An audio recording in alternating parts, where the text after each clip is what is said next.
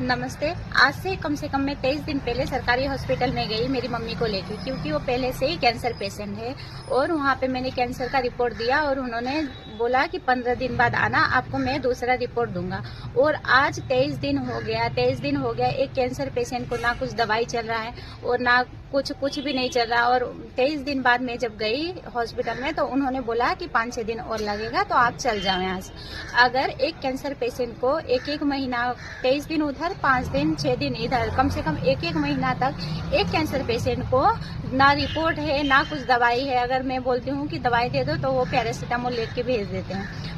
मेरे पेशेंट जो मेरी मम्मी है उनको बुखार की वजह से ना उठा जा रहा ना बैठा जा रहा है। और रिपोर्ट के लिए बोला तो रिपोर्ट के लिए मैं कल गई यहाँ से, तो उन्होंने बोला कि अभी आपका रिपोर्ट कम से कम 5-6 दिन लगेगा। 5-6 दिन इधर, कम से कम 1 महीना एक रिपोर्ट के लिए वो चलाएंगे।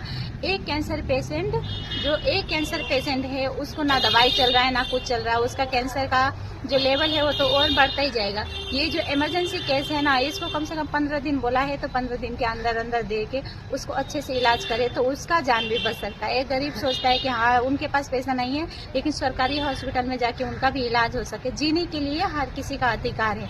इसलिए मेरे सरकार से यही विनती है, अगर उनकी लापरवाही की वजह से हजारों लोगों की रोज जान जा रही है, ऐसी लापरवाही ना किया जाए।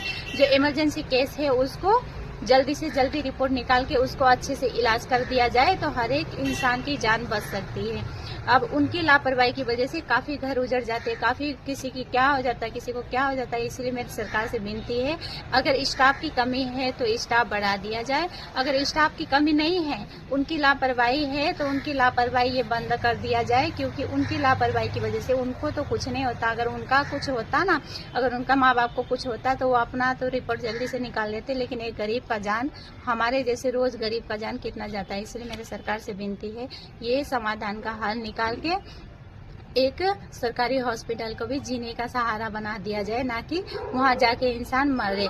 अगर एक महीना तक कैंसर पेशेंट को एक पैरासीटामोल दे के रख रहे हैं, वो सब के हाँ बोल रहे 15 दिन बाद आना, फिर मैं 23 दिन बाद गई, फिर 23 दिन बाद फिर बोल रहे 5-6 दिन और लगेगा।